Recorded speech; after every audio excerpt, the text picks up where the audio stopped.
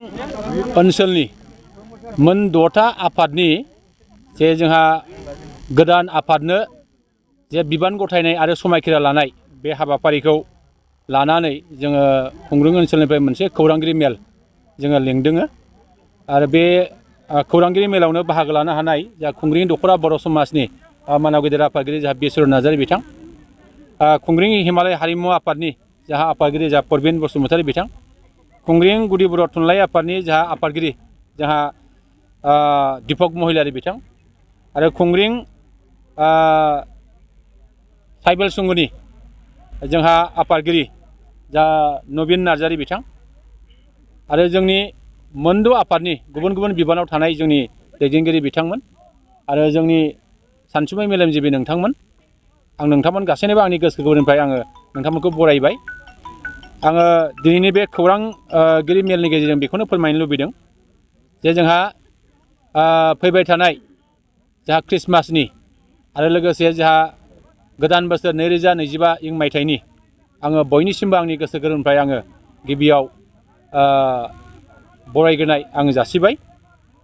आङो दिनै नैबे खौरांगिरि मेलनि गेजेरजों बेखौनो फोरमायनो लुबैदों जे जोंहा खुंग्रिं ओनसोला 1918 मायथाइयाव जोङो गायसनजादोंमोन। बे समा जोंहा ब्रिटिशफोरनि सममोन। बे समावनो जोंहा खुंग्रिंआव दरबा गामि, बे दरबा गामिया गायसनजादोंमोन। फारियै जोंहा हाथिजुरा FB, बुहुर FB, दाखिनगाव FB, आमिनपारा FB आरो खुंग्रिं FB बे दरबा गामिया गायसनजानानै जोङो थांनाय 2018 मायथाइयाव 100 बोसोरनि मोनसे फोरबो फालिथाय बेखिनिखौ जोङो खुंफुंबाय।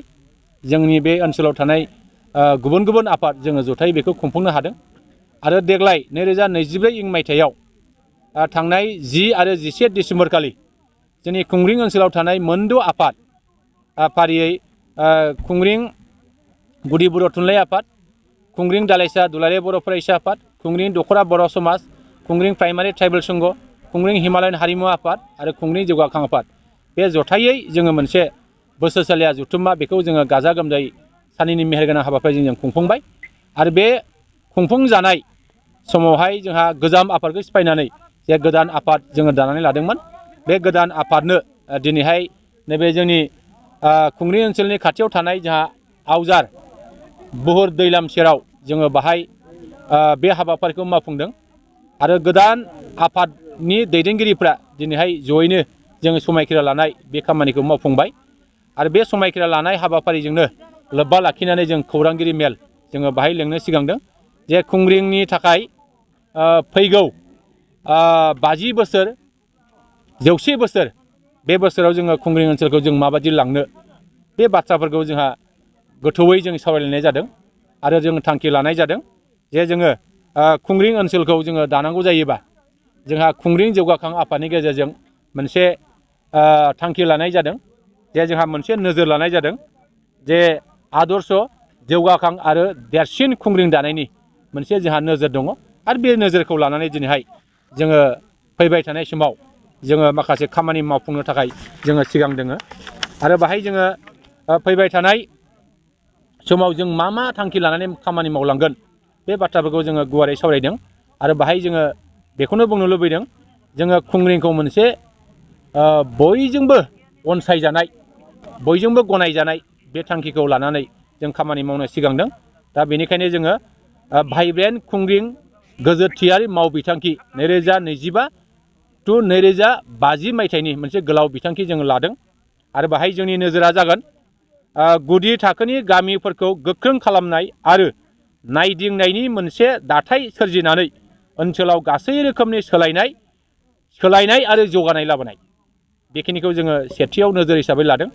नैथि नोजोर हिसाबै जों लादों मोनसे आदर्श गोजोन जौगाखां आरो देरसिन खुंग्रिं दानो थाखाय सोलायनाय आरो बिरोंदामिननि नोजोर बे थांखिखौ जों लादों आरो जोङो बिनि गेजेराव खुंग्रिं जौगाखां आफादनि सिङाव जोंहा माखासे आफादफोर जोङो दानानै लानो जोङो सिगांदों जायखौ जोङो भाइब्रेन्ट खुंग्रिं दानायनि नोजोरजों जोङो खामानि मावगासिनो दङ।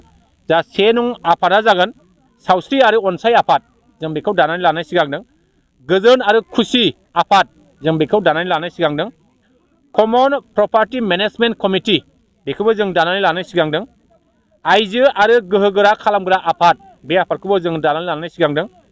जिउ राहा कअर्डिनेशन कमिटि बेखौबो दानानै लानो जों सिगांदों। सोलोंथाइ आरो खुदिया लोगोआरि आफाद बेखौबो दानानै लानो जों सिगांदों। आरो आबहावा आरो बोथोर सोलायनाय आफाद बे आफादफोरखौ जोङो दानानै जोङो फैबाय थानाय समाव बे ओनसोलनि माखासे जौगानायनि खामानि मावनो जों सिगांदों।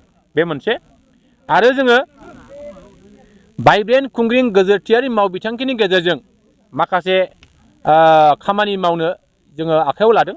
दा बेनो जाहैबाय बुहुर थिनालिनिफ्राय खुंग्रिं आदर्श गामि थांनाय लामाखौ रुंसारि बास्राम बसुमतारी गाहाय हाबग्रा लामा बिमुं दोननानै जों बेखौ बै सुबुंनि मुङाव जोङो गोथां खालामनो जोङो सिगांदों। नैथियाव दङ आवजानिफ्राय खुंग्रिं थांनाय लामाखौ रुंसारि बिश्वनाथ बसुमतारी लामा बिमुं दोननानै जों बिथांखौ गोथां खालामनो जोङो सिगांदों। आरो आवजार आरो हाथिदुरा गामियाव चिल्ड्रेन पार्क खालामनायनि बाथ्रा जों सानखांनाय जादों आरो बेखौ जोङो मोगथां महर होनो जोङो सिगांदों। बाथियाव दङ जोंहा खुंग्रिं गोजौ फरायसालिखौ गोजौसिन गेजेर फरायसालि खालामनाय बे थांखिखौबो लानानै जोङो बे बिथांखियाव जोङो लानाय जादों। आरो जोंहा दथियाव दङ खुंग्रिं गोजौ फरायसालियाव बड'फानि मुसुखा बानायनाय बेखौबो जोङो मावफुंनो जों सिगांदों। स्निथियाव दङ खुंग्रिंनिफ्राय सिखोना जोहोलाव माहारियारि पार्कआव थांग्रा लामाखौ खुंग्रिंजोंबो बानायनाय बेखौ जोङो मावजानो बा मावफुंनो जोङो सिगांदों।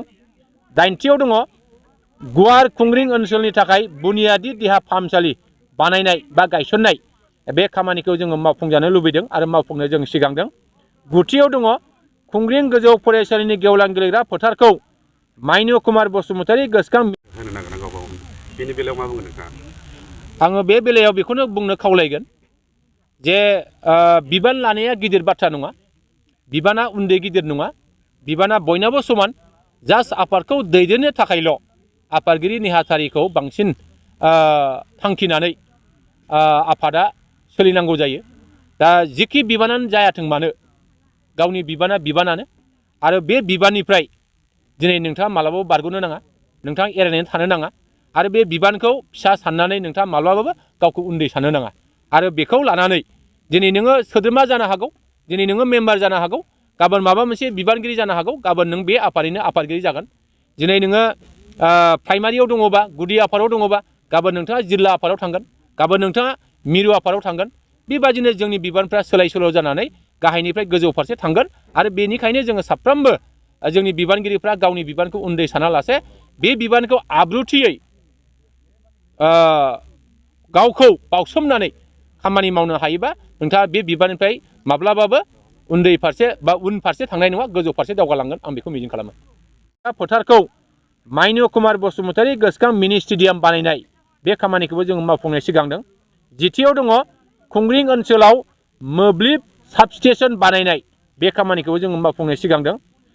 जिसेथियाव दङ NH 127C दन्थक खुंग्रिं आवजानिफ्राय उल्थापानिसिम थांनाय जे लामा मानास आरो 7 नम्बर लामाखौ जोंहा बानायनायनि मोनसे बिथांखि जोङो लानो जोङो सिगांदों। 12थियाव दङ खुंग्रिं ओनसोलनि मोनफ्रोमबो गामियाव गामियारि मावसोम हान्जा, भिलेज भलन्टियार्स, गामि ब्रिगेड, भिलेज ब्रिगेड, गामि गौथुम भिलेज काउन्सिल आरो गामि आफाद भिलेज कमिटि दानायनि जोङो थांखि लानाय जादों। 13थियाव दङ खुंग्रिं ओनसोलखौ आदर्श जौगाखां आरो देरसिन दानायजों लोगोसे गोहोगोरा भाइब्रेन्ट बेकसिट मडेल आरो समायना खुंग्रिं दानायनि थाखाय बा गामि दानायनि थाखाय जोङो सानखांनाय जादों। आरो जोंहा 15थियाव दङ खुंग्रिं ओनसोलनि सिङाव गोबां रोखोमनि समाजारि जेंनाफोरखौ सुस्रांनो थाखाय हाबाफारि मावफुंनाय बे थांखिखौबो जोङो लानाय जादों। आरो जोंहा 16थियाव दङ खुंग्रिं ओनसोलनि सिङाव गोबां रोखोमनि सरकारि फसंथानफोर गायसननाय बे थांखिखौबो जोङो लानाय जादों। आरो जोंहा 17थियाव दङ खुंग्रिं ओनसोलाव गुन गोनां सोलोंथाइनि गेजेरजों IAS, IPS, IRS, doctor, engineer, professor, lecturer गोबां बेबायदि सुबुं सम्पद दानायनि थाखाय जों मावबिथांखि लानो जों सिगांदों। आरो जोंहा 18थियाव दङ खुंग्रिं ओनसोलनिफ्रायबो दिनै नङा गाबोन MCLA, EM, MLA, MP, मन्त्रि खालामनायनि मोनसे बिथांखि जोङो लानो सिगांदों आरो बे खामानिखौ जोङो मावनो आवगायबोदों। बेल' नङा आरो बेबादिनो गोबां जोंहा बायदि बायदि बिथिङाव जोंहा खामानि मावनांगौ दङ।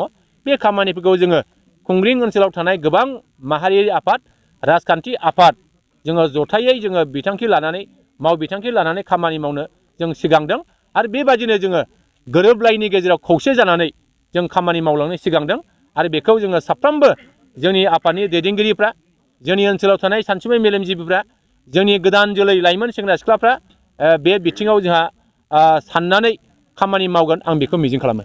गोदानै बिबान मोननाय आङो दिनैनि नैबे खौरांगिरि मेलनि गेजेरजों बेखौनो खावलायगोन जा थांनाय बोसोरसेला जथुम्मानि गेजेरजों जायफ्रा दिनैहाय गुबुन गुबुन आफादनि दिनै आफादगिरि नेहाथारि आरो मावथि बिथांमोन जोङो मोनबाय। दा बिथांमोनहा निस्सय गावबा गाव मोनफा मोनफा संबिजिर दङ। बे संबिजिरखौ लानानै बे संबिजिरनि दहायजों जोङो फैबाय थानाय समाव जे जोङो भाइब्रेन्ट खुंग्रिं गोजोरथायारि मावबिथांखि 2025 मायथाइनि थाखाय मोनसे गोलाव बिथांखि जोङो लादों आरो बे बिथांखियाव दा बिथांमोनहा निस्सय गावबा गावनि संबिजिरखौ दहाय होनानै बिथांमोनहा मावबिथांखि लानानै निस्सय खामानि मावनांगोन आरो बेजोंसो जोंनि समाजा जौगाखांगोन, बेजोंसो जोंनि ओनसोला लुखांजागोन, बेजोंसो जोंनि ओनसोलखौ मुलुग दरबाराव जों फोसावनो हागोन आरो बयबो बे ओनसोलनि सासे नोगोरारि जानानै जोङो गावखौनो बिखा बुंनानै बुंनो हागोन जे आङो खुंग्रिंनि बे बाथ्राखौ जोङो निस्सय जोङो बुंनो हागोन। आं बेखायनो जोंनि आफादनि दैदेनगिरिफोरखौ गाव गावनि मावबिथांखि लानानै खामानि मावगोन आं बेखौ मिजिं खालामो।